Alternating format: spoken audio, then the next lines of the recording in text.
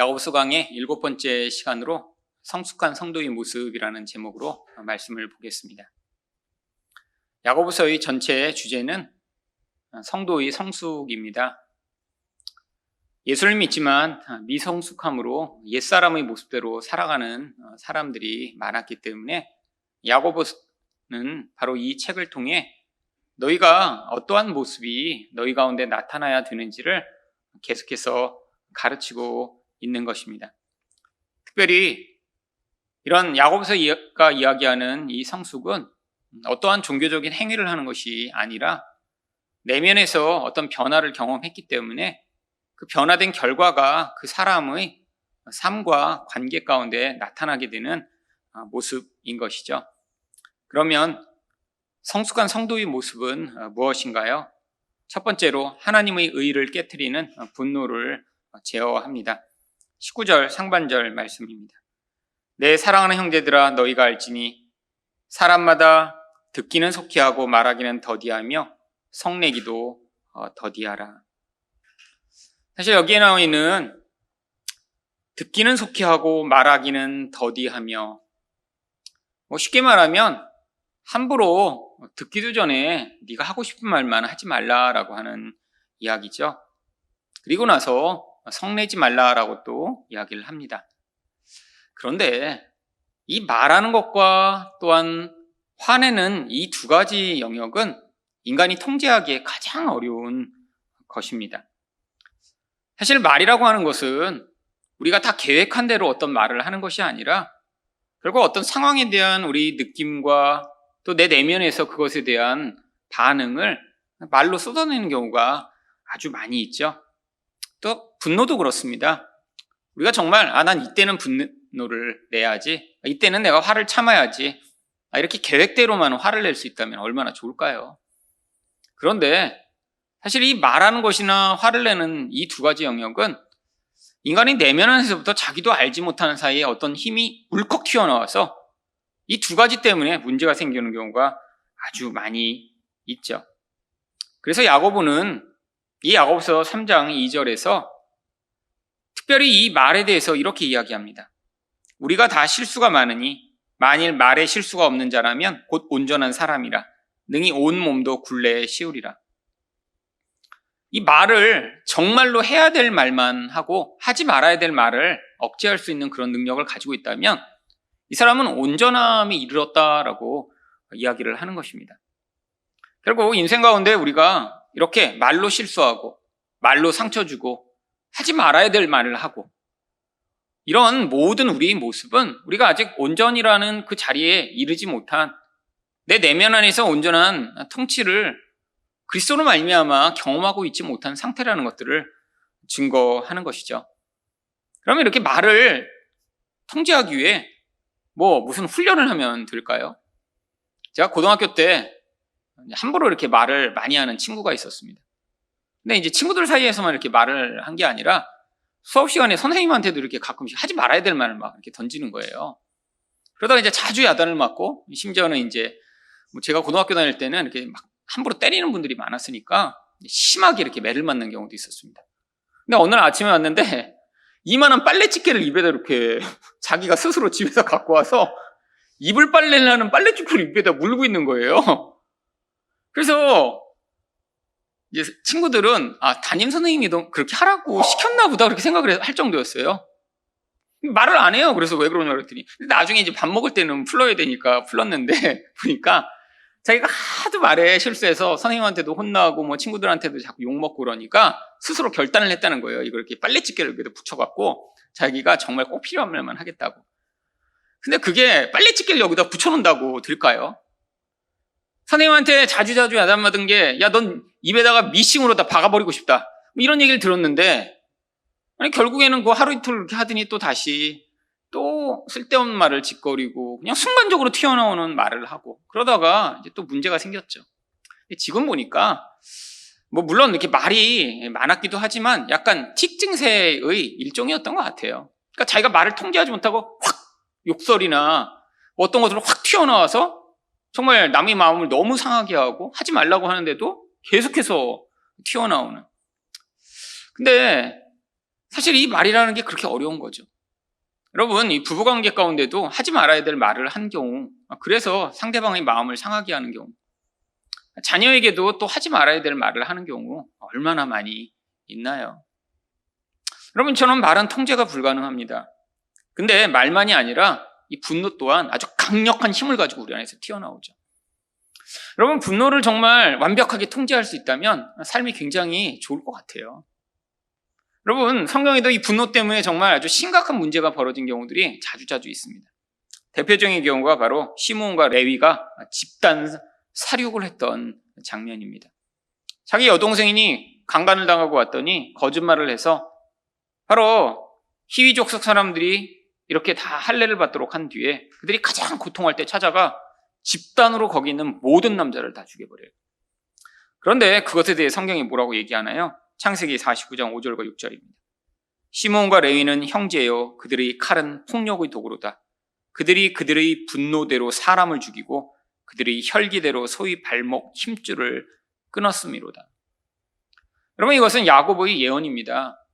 나중에 야곱이 죽기 전에 자기 아들들을 향해서 그들의 인생 가운데 가장 중요한 것들을 얘기해 줬는데, 이들은 그들의 인생 가운데 했던 가장 중요한 일이라고 아버지에게 정말 마음 깊숙하게 그 영혼에서 울림으로 튀어나왔던 그 고백이, 니네들이 칼은 폭력의 도구고 너네는 분노대로 사람을 죽였다라고 예언하게 만드는 바로 그런 예언의 대상이 되었죠. 분노 때문에 이들이 이런 예언을 당한 것이죠. 여러분, 사실 우리 안에서 튀어나오는 그러면 이 말, 우리 안에서 튀어나오는 이 분노를 그럼 어떻게 해야 될까요? 제가 비행기에서 읽었던 가장 황당한 분노 억제법 중에 하나는 화날 때마다 열을 세래요. 하나, 둘, 셋. 그렇게 셀 수 있으면 그건 화가 난 게 아닙니다. 숫자 셀 정도가 됐으면 이미 정신이 멀쩡한 거예요. 아직 화난 게 아니에요. 그건 삐진 정도죠. 화가 날 때는요, 아무 생각이 안 납니다. 그럼 분노라는 게 정말 우리 안에서 조금만 자극을 받으면 튀어 올라와서 우리를 지배해 버립니다. 그런데 이 분노에 아주 심각한 문제가 있어요. 그 문제가 20절에 나옵니다. 사람이 성내는 것이 하나님의 의를 이루지 못함이라. 여러분, 의가 무엇인가요? 하나님이 관계 안에서 요구하시는 하나님의 기준입니다. 근데 하나님은 어떤 기준을 원하세요? 바로 온전한 사랑의 기준을 원하세요. 누군가를 좋아하고 누군가가 정말 예뻐서 사랑하는 그런 종류의 감정이 아니라, 모자라고 불완전하고 문제투성인데도 불구하고 그 존재를 내가 용납하고 용서하고 심지어는 그를 위해 희생할 수 있기까지를 사실 요구하시는, 그게 의라고 하는 것입니다. 근데 이 분노가 왜 의를 파괴하죠? 결국에는 분노한다는 건요, 어떤 대상이 내가 생각하는 나의 마음에 들어오지 않아서요. 그래요. 제 마음에 모든 사람들은 이렇게 행동해야 된다라는 어떤 틀이 있었는데, 그것들을 벗어난 어떤 사람이 제게 어떤 내가 기대하지 않았던 행동을 하게 되면 그때 분노가 튀어 올라오는 것이죠.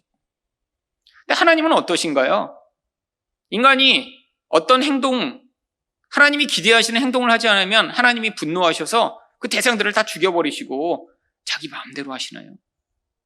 우리 하나님은 공의로운 하나님이신데 또한 사랑이 많은 하나님이시기 때문에 하나님이 원하시는 기준에 우리가 반응하여 살지 못하더라도 우리를 그것에 대해 분노하시며 심판하시는 것이 아니라 그 자리에서 우리를 변화시켜 그 온전한 자리에 이르기를 기대하시는 것입니다. 여러분, 성숙이라는 게 무엇인가요? 우리가 예수의 모습을 더 보여주는 게 성숙이죠. 그 예수의 모습 보여줘야 되는데 가장 핵심적인 부분이 그러니까 바로 이 하나님의 의라고 하는 그 하나님의 기준에 따라 반응하며 살아가는 모습을 우리 삶에 보여야 한다는 것이죠. 결국 성숙은 우리 말과 우리 분노를 통해 계속해서 드러나고 있다라고 하는 것입니다. 여러분, 노력한다고 더 분노를 억제할 수 있거나 노력한다고 우리 안에서 이렇게 튀어나오는 말을 이제는 완벽하게 통제하는 게 아니라, 우리 안에서 이렇게 분노가 튀어나올 때마다, 말로 실수할 때마다, 나는 아직도 하나님이 원하시는 그 온전한 수준에 이르지 못한, 내 안에는 내 맘대로 내 뜻대로 내가 원하는 대로 반응하며 살기를 원하는 그런 존재구나 하는 사실을 깊이 깨달아야 바로 그 자리로부터 하나님의 은혜가 임해 내가 이 정도 수준밖에 살 수 없는 존재지만 그것을 뛰어넘는 자리에 설 수 있도록 은혜를 베풀어 주시는 것이죠. 여러분, 우리를 그냥 옛사람 그대로 하나님이 놔두시면 어떤 결과가 나타날까요? 아마 우리 가정들은 정말 손댈 수 없을 정도로 다 깨져 있을 거예요. 여러분, 가정에서 벌어지는 대부분의 문제는 제가 볼 때 이 말과 분노의 문제입니다. 여러분, 부모로부터 듣지 말아야 될 말을 듣고 부부 사이에도 하지 말아야 될 말을 하고 우리 안에서 내가 통제할 수 없는 어떤 힘들이 우리를 지배하고 있는데 사실 그때마다 뭘 발견해야 하나요? 정말 우리가 얼마나 하나님 앞에서 온전하지 못한 존재인가를 깨달아 하나님이 이 성숙의 길로 하나님이 인도하시고 은혜를 베풀어 달라고 하는 겸손한 태도를 우리가 배워야 하지 않을까요?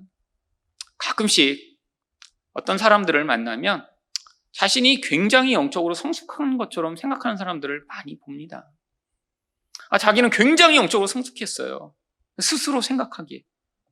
그런데 그렇게 주장하고 생각하는 그 사람이 가까운 사람들과 맺는 관계를 보면 함부로 말을 하고 함부로 분노하며 사실은 진짜 하나님이 원하시는 그 온전한 의를 추구하며 그 기준에 따라 살아가는 인생이 아니라 스스로 자기가 사람들에게 보여주는 어떤 모습을 가지고 착각하고 살아가고 있는 것이죠. 근데 이게 뭐가 문제인가요? 우리 안에서 드러나는 나의 본질적 모습을 보고 그게 얼마나 부끄럽고 얼마나 수준 이하의 모습인가를 명확하게 깨달아야 그래야 하나님 앞에서 은혜를 구하며 성장할 수 있는데 아니 거칠애로 드러나는 나의 어떤 외적인 모습과 아니 지위와 어떤 능력을 통해 자기의 모습을 제대로 깨닫지 못할 때 겉으로는 화려하고 멋진 능력을 보이지만 본질 안에서는 영적 어린애와 같은 삶을 살 수 있는 것입니다. 두 번째로 성숙한 성도의 모습은 무엇인가요? 말씀에 대해 온유하게 반응합니다. 21절 상반절 말씀입니다. 그러므로 모든 더러운 것과 넘치는 악을 버리고. 여러분, 여기 나와 있는 이 더러운 것과 넘치는 악의 대표적인 이야기가 바로 앞절에 나왔던 내가 통제할 수 없이 남의 말을 듣기도 전에 쏟아내는 나의 말, 아니 내가 억제할 수 없는 나의 내면의 이 분노를 대표적으로 이야기하는 것이죠. 이게 어떤 것이라는 거예요? 더러운 것과 넘치는 악이래요. 여러분, 근데 이거를 버리려고 하면 버릴 수 있나요? 여러분, 우리 안에 이렇게 넘치도록 쌓여있는 이 내면의 악을 정말 하나님의 도우심과 은혜가 아니고는 우리는 절대로 벗어날 수가 없습니다. 우리 외면에서 우리가 노력을 해서 어떤 능력을 갖게 되는 것과 이거는 별개의 문제거든요. 인간이 아무리 노력하고 했어도 내 내면의 본질의 그 모습 자체를 변화시키는 건 인간에게 불가능한 일입니다. 그러면 이걸 어떻게 다 내버릴 수 있나요? 하나님이 결국 우리 안에서 성령을 통해 이 더러운 것들을 내버릴 수 있도록 도우시며 은혜를 베풀지 않으면 불가능한 것이죠. 그래서 뭐가 필요한 거예요? 바로 그 성령의 은혜에 의존하는 겸손함이 필요한 것이죠. 나의 모습이 정말 이것구나. 이게 정말 하나님이 너무너무 싫어하시고 기뻐하시지 않는다는 사실을 아주 명확히 깨달아서 하나님 앞에서 하나님 도와주세요. 내 내면에서 이렇게 넘치도록 흘러나오는 이 악을 제거하셔서 나의 영혼이 진짜 예수의 모습 닮을 수 있도록 도와달라고 하는 근원적 회개의 반응이 있을 때 바로 그 자리에서 성령이 도우셔서 우리 영혼 가운데 있는 이 넘치는 악을 제거해 주시는 것입니다. 그래서 이 악이 제거되면 어떤 모습이 나타나나요? 21절 하반절입니다. 너희 영혼을 능히 구원할 바 마음에 심겨진 말씀을 온유함으로 받으라. 하나님이 이미 우리에게 하나님 말씀을 다 주셨어요. 여러분, 근데 문제가 무엇인가요? 말씀을 알지만 우리가 그것들을 온유하게 반응하여 행할 수 있는 능력이 없다는 것이죠. 온유라는 게 무엇이죠? 바로 하나님 말씀에 우리가 순종할 수 있는 그 부드러운 태도를 성경은 온유라고 이야기를 합니다. 근데 이 온유함이 바로 여기 나와 있는 구원하게 만드는 그런 모습이라고 하는 것이죠. 여러분, 우리가 예수를 믿어 분명히 구원을 받았습니다. 하지만 하나님이 목적하신 그 구원의 여정 가운데 가장 중요한 게 결국 하나님 말씀에 대한 이런 온유한 반응이라는 거예요. 근데 하나님 말씀에 이렇게 온유하게 반응하기 위해서 반드시 필요한 것이 무엇인가요? 그 하나님이 우리의 절대자시며 그분의 가치가 무엇보다 가장 뛰어나다는 사실을 우리 내면에서 인정할 수 있는 겸손함이 있어야, 그래야 하나님 말씀하시는 것들을 우리가 온전하게 온유하게 반응할 수 있죠. 결국 그래서 구원을 마태복음 11장 28절과 29절은 어떤 모습으로 묘사하나요? 수고하고 무거운 짐진 자들아 다 내게로 오라 내가 너희를 쉬게 하리라. 여러분, 구원의 한 가지 모습은 하나님이 주시는 안식입니다. 죄로 말미암아 우리는 다 수고하고 무거운 짐진 자들처럼 살아가고 있죠. 그런데 이게 인생의 모습이라는 거예요. 가난한 자나 부자나 능력이 없거나 많거나 옛날 사람이나 지금 사람이나 사실 영적 본질 가운데는 아무리 몸부림치고 애써도 이 수고하고 무거운 짐을 지며 안식이 없는 상태로 살아가는 게 그게 인간의 보편적인 그런 본질입니다. 결국 그 끝은 무엇으로 다가오나요? 죽음으로 다가오죠. 점점 무력해지며 점점 자기 인생을 자기가 통제할 수 없는 그런 수준으로 나아가며 거기에서 정말 인간이라고 하는 이 존재의 무력함을 깨닫게 되는 그 자리로 가며 그래서 결국 허무감을 느끼게 되는 그 모습이요. 여러분, 그런데 거기서 벗어날 수 있는 길을 뭐라고 제시하시나요? 29절입니다. 나는 마음이 온유하고 겸손하니 나의 멍에를 메고 내게 배우라. 그리하면 너희 마음이 쉼을 얻으리니. 여러분, 바로 여기에 온유와 겸손이 나옵니다. 여러분, 아까 말씀드린 대로 겸손은 하나님만이 유일한 의존이 대상이 되는 걸 겸손이고요.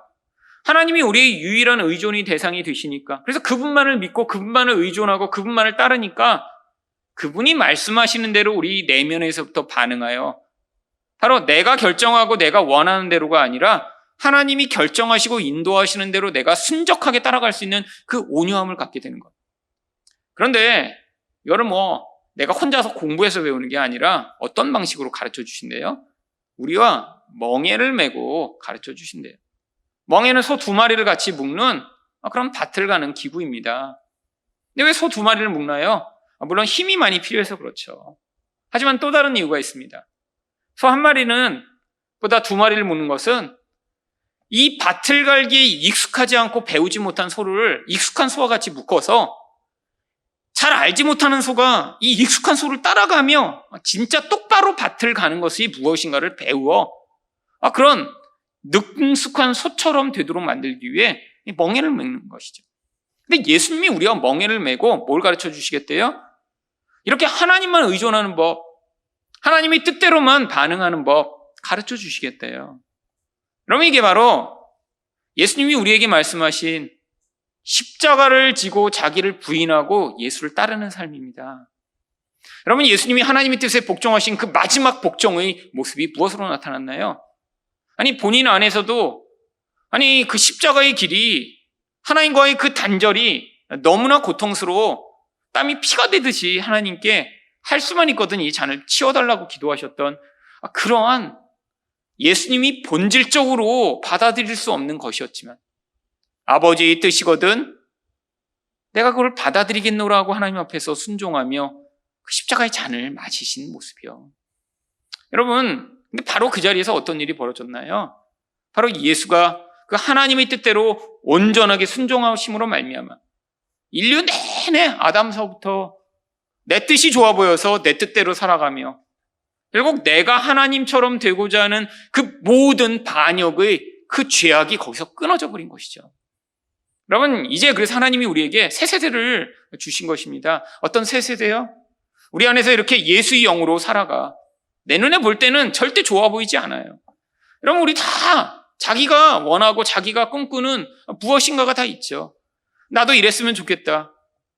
그런데 그 원하던 그 인생과 그 결과가 내가 원하는 대로 주어지나요? 여러분, 건강하고 싶다고 다 건강할 수 있나요? 나는 이 정도 생활 수준을 살고 싶다고 다 그렇게 살 수 있나요? 나는 이런 능력을 가지고 싶다고 다 그런 능력을 갖게 되나요? 아니요. 결국 내가 선택하고 내가 좋다라고 생각하는 그것 어떤 때는 주어지지 않고, 아니 어떤 때는 하나님께 기도하고 선택했지만 그 결과마저도 내 눈에 볼 때 선하지 않은 악한 것처럼 보이는 상황일지라도 하나님이 우리 인생 가운데 허락하신 그 모든 관계와 상황을 결국 우리가 예수 그리스도를 따라가며 온유와 겸손을 배우는 기회로 삼게 될 때 바로 그게 구원이 이루어지는 모습이며 영적으로 성숙한 모습을 드러낼 수 있는 것입니다. 여러분, 영적으로 성숙한다는 건 우리가 하루 종일 예배하는 사람이 되거나 하루 종일 기도하거나 막 성경을 막 하루에 100장씩 읽는 그런 사람이 되는 것이 아닙니다. 여러분, 결국 여러분이 지금 얼마나 예수 그리스도의 모습을 담고 계신가? 여러분의 입에서 나오는 그 말이 정말 하나님이 기뻐하시는 온전한 관계를 위한 말인가? 얼마나 여러분의 분노를 잘 다스리시며 그래서 함부로 그 분노가 다른 사람을 상하게 하지 않고 있는가? 또 하나님이 말씀하시면 내 눈에 볼 땐 좋아 보이지 않아도 순종할 수 있는 그런 믿음의 반응을 할 수 있는가를 보시며 여러분 안에서 하나님이 이뤄내신 그 놀라운 새 사람의 성장을 하나님께 영광 돌리는 여러분 되시기를 예수 이름으로 축원드립니다.